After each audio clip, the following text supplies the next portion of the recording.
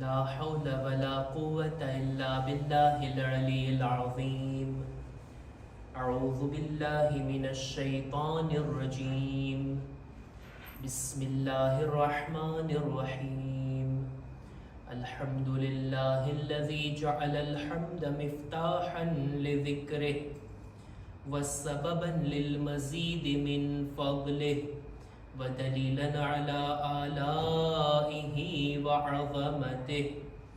ثم الصلاة والسلام والتحية والإكرام على خير خلقه وأفضل بريته حافظ سره ومبلغ رسالاته الذي سمي في السماء بأحمد وفي الأرض بأبي القاسم محمد.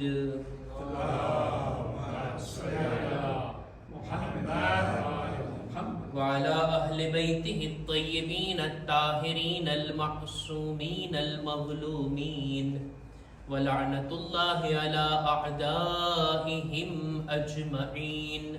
أما بعد فقد قال الله سبحانه وتعالى في كتابه الكريم. بسم الله الرحمن الرحيم. إنما المؤمنون إخوة فأصلحوا بين أخويكم واتقوا الله لعلكم ترحمون. صلوات پر محمد و آل محمد.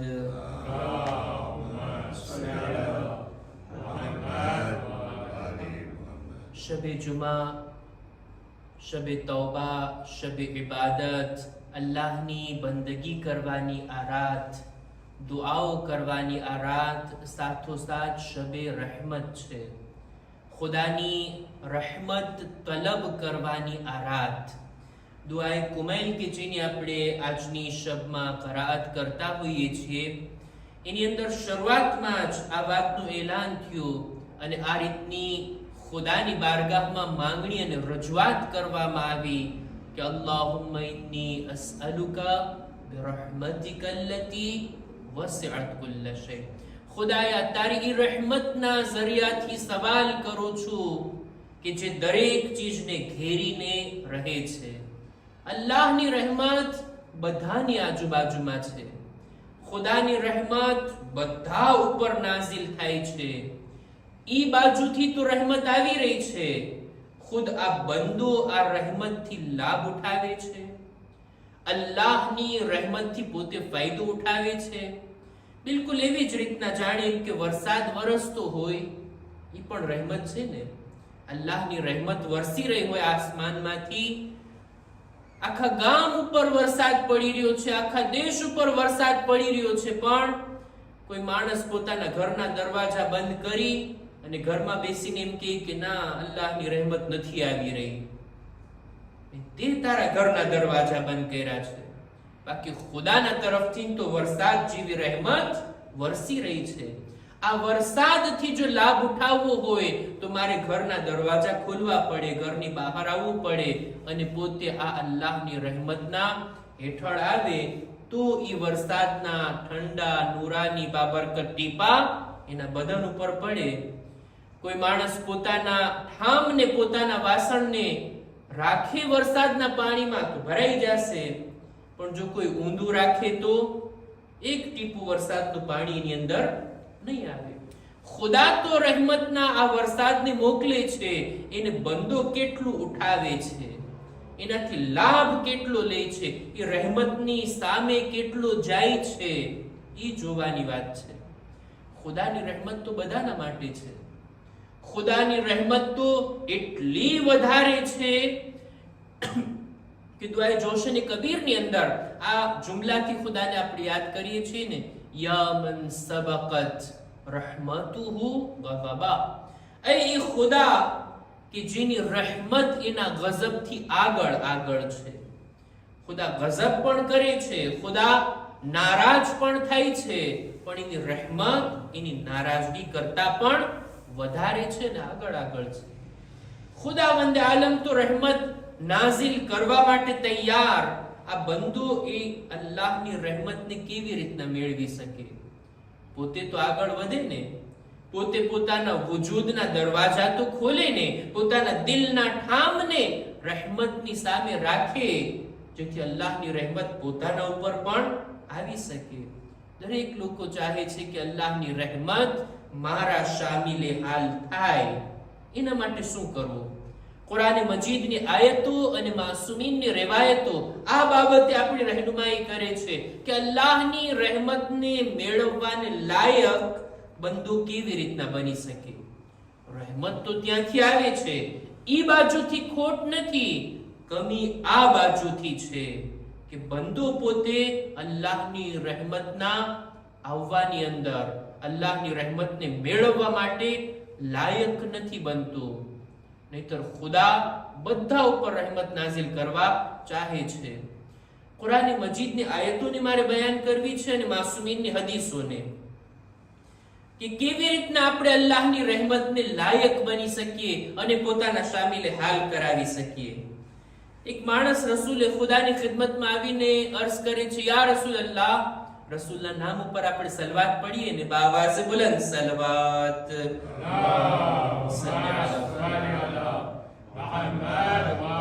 આવીને કહે છે, ઉહિબ્બુ અન યરહમની રબ્બી, એ પૈગંબર, હું ચાહું છું કે મારો ખુદા મારા પર રહેમત નાઝિલ કરે, મારાથી નારાજ ના થાય, મારા ઉપર ગઝબ નાઝિલ ના કરે, મારાથી મોઢું ના ફેરવી લે, બલકે મારા ઉપર રહેમ કરે, મારા ઉપર રહેમતની મીઠી નજર નાખે. યા રસૂલલ્લાહ, હું શું કરું? રસૂલના જવાબમાં બે વાતો છે. બે પોઈન્ટ ઉપર રસૂલ ખુદા ભાર મૂકીને કહે છે, એ બંદે ખુદા, જો તું ચાહતો હોય ખુદા તારા ઉપર રહેમત નાઝિલ કરે તો બે કામ કરી લે.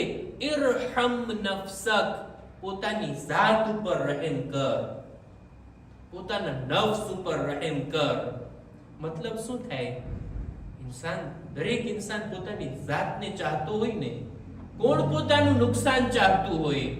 કોઈ પોતાની જાતને નુકસાન પહોંચાડવા નથી માંગતો. રસૂલ જ કહે છે, પોતાની જાત ઉપર રહેમ કર, પોતાને નુકસાન ના પહોંચાડ, પોતાના માટે બરબાદીને આમંત્રણ ન આપ. કેવી રીતના? ગુનાહ જે છે ઇન્સાન કરીને પોતાના નફ્સ ઉપર જુલ્મ કરે છે ને દુઆએ કુમૈલમાં, વલમતુ નફસી, આ ગુનાહના લીધે ઇન્સાન પોતાની જાત ઉપર જુલ્મ કરે છે.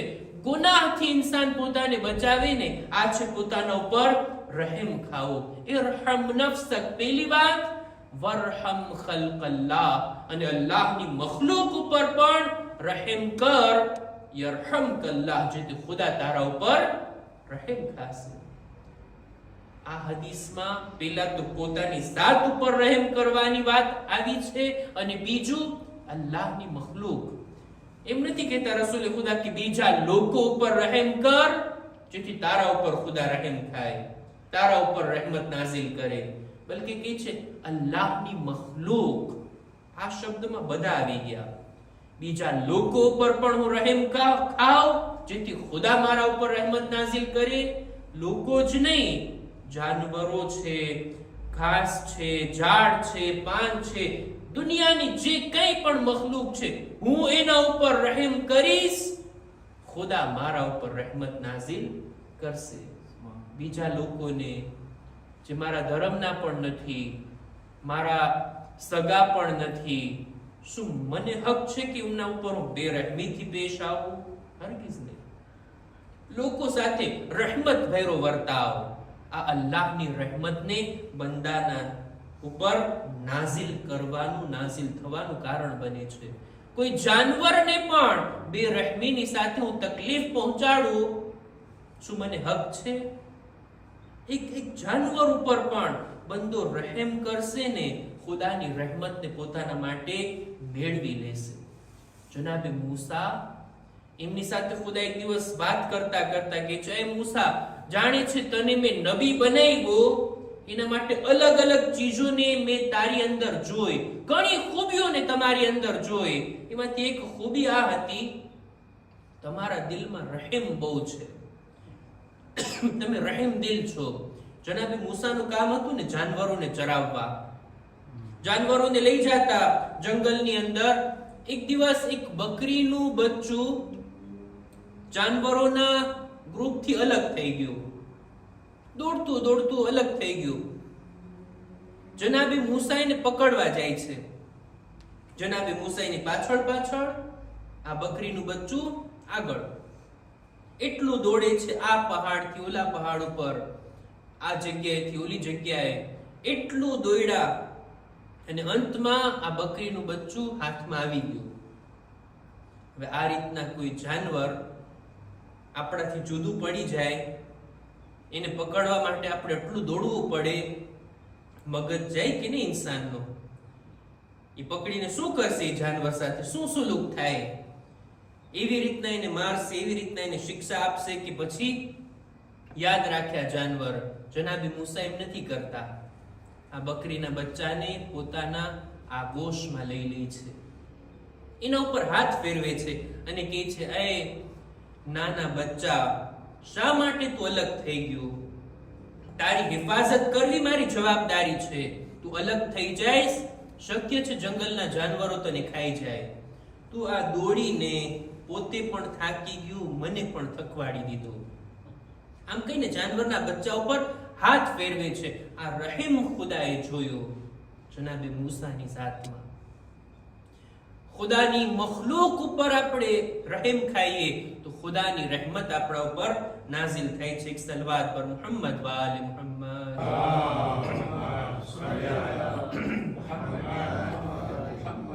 ખુદાવંદે આલમની રહેમત જો આપણે મેળવવી હોય, પહેલો તરીકો આ પોતાની ઝાત ઉપર રહેમ ખાઈએ અને બીજો અલ્લાહની મખલૂક ઉપર. કુરાન મજીદની જે આયતની મેં તિલાવત કરી એમાં પણ રહેમતની વાત. અલ્લાહની રહેમત જો મેળવવી હોય ને, અમુક કામો આપણે સમાજમાં કરીએ. સૂરે હુજરાતની 10મી આયતમાં ખુદાવંદે આલમ આ વાતનું એલાન કરે છે. આયતને આપણે ઘણી વખત સાંભળ્યા છીએ. આયત ના સાંભળ્યા હોય તો એના અર્થથી તો આપણે અજાણ નથી કે ઇન્નમલ મુમિનૂના ઇખ્વા, મુમિનીન આપસમાં ભાઈ ભાઈ છે, એકબીજાની દરમિયાન ભાઈનો રિશ્તો છે આ ઈમાનના જરિયાથી. ફઅસ્લિહુ બૈન અખવૈકુમ, તમારા મુમિન ભાઈઓની દરમિયાન જો કોઈ મનદુખ થાય, કોઈ અણબનાવ થાય તો આ બંનેની દરમિયાન સમાધાન કરાવો, ઇસ્લાહ કરાવો, આ ઝઘડા કજિયાને ખતમ કરો અને આપસમાં મોહબ્બતને પેદા કરો. આ કુરાનનો હુકમ છે. કુરાનમાં ખુદા એલાન કરે છે, ખુદા બધા મુમિનને ભાઈ ભાઈ તરીકે હળી મળીને રહેતા હોય એમ જોવા માંગે છે. ક્યારે ખુદા એમ નથી ચાહતો કે મુમિનીન જે ભાઈઓ છે આપસમાં એકબીજાથી મોઢું ફેરવીને રહે, અબોલા હોય, અણબનાવ હોય, કજિયા હોય, ફસાદ અને ફિતના હોય. અને આવા મોકા ઉપર તો અમુક લોકો આગમાં પેટ્રોલનું કામ કરતા હોય. કજિયો છે તો ઓર ભડકાવીએ, ઓર ચડાવીએ, ઓર બધાવીએ આપણે. ના, ખુદા કુરાન મજીદમાં ચોખ્ખા શબ્દોમાં કહે છે, ઇન્નમલ મુમિનૂના ઇખ્વા, મુમિનીન આપસમાં ભાઈઓ છે. ફઅસ્લિહુ બૈન અખવૈકુમ, પોતાના ભાઈઓની દરમિયાન ઇસ્લાહ કરાવો. વત્તકુલ્લાહ, તકવા ઇખ્તિયાર કરો. લઅલ્લકુમ તુરહમૂન, જેથી ખુદા તમારા ઉપર રહેમત નાઝિલ કરે. અલ્લાહની રહેમતને મેળવવાનો એક તરીકો આ છે કે મુમિનીનની દરમિયાન ઇસ્લાહ, એકતા, સમાધાન કરાવીએ, સુલેહ કરાવીએ અને આ રીતના અલ્લાહની રહેમતને પોતાના શામિલ હાલ કરીએ. રહેમત મેળવવાના બીજા પણ તરીકાઓમાં સુમીને આપણને બયાન કર્યા. હજી એક બે વાતોને બયાન કરીને હું મારી વાતને પૂરી કરું. અલ્લાહની રહેમતને મેળવવાનો એક તરીકો આપણા આકા અને મૌલા અમીરુલ મુમિનીન હઝરત અલી ઇબ્ન અબી તાલિબ અલૈહિસ્સલામ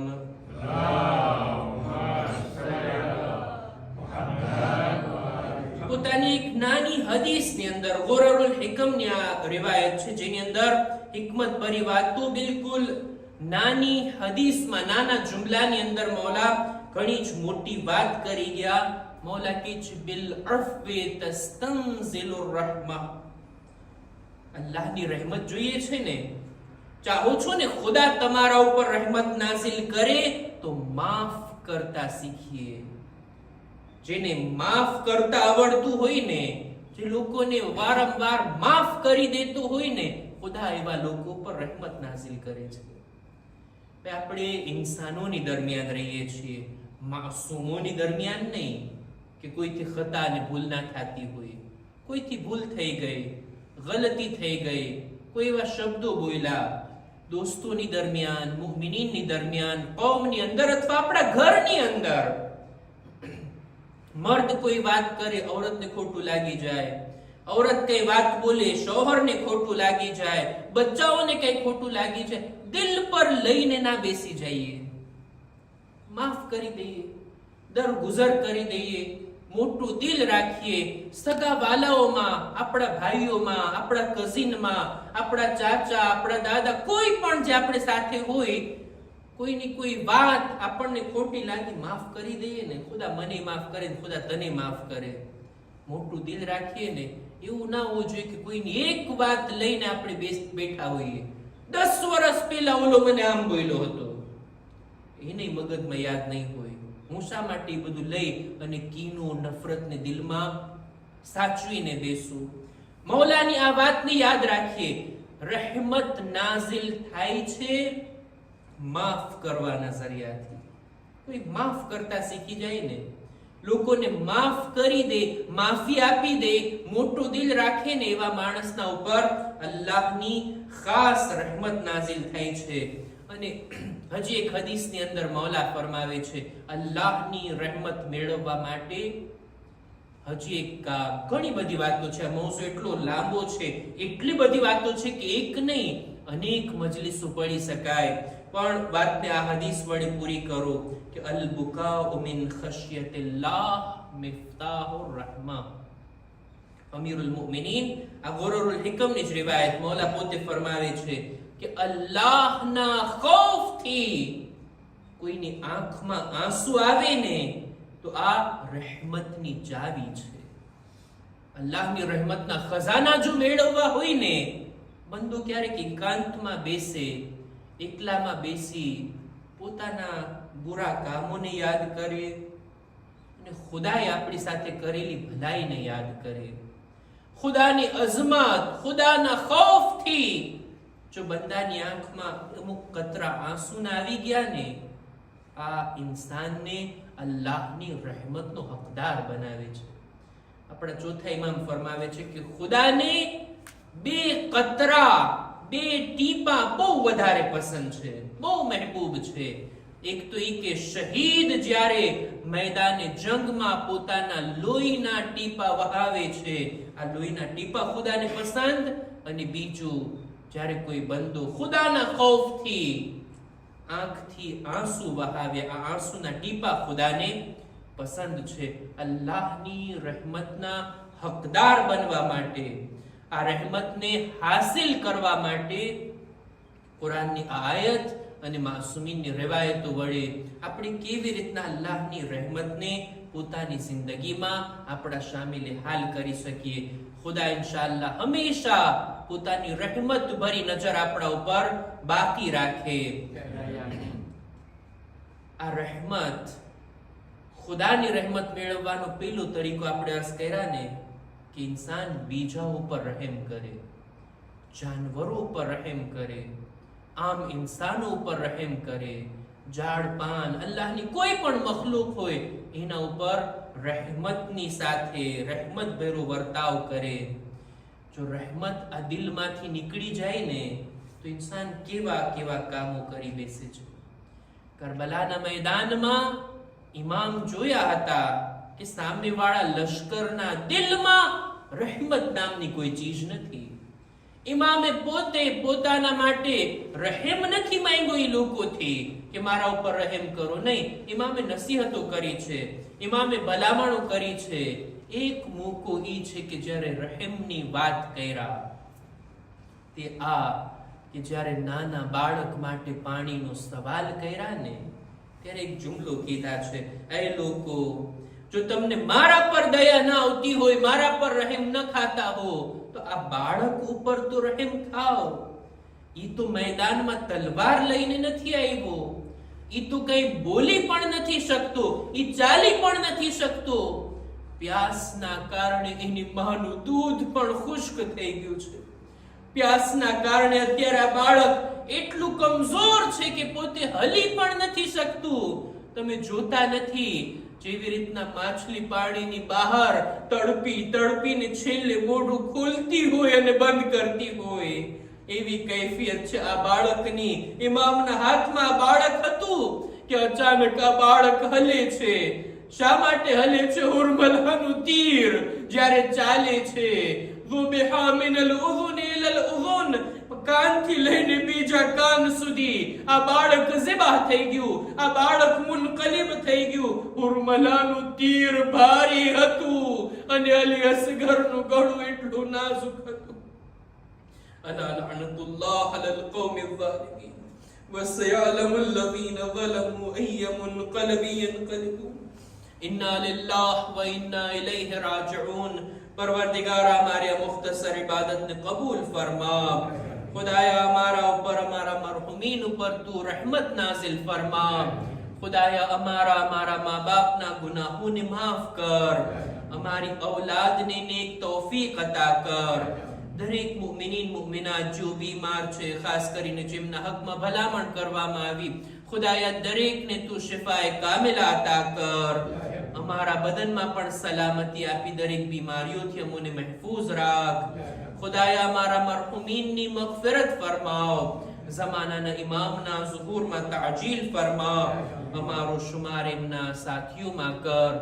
ربنا تقبل منا إنك أنت السميع العليم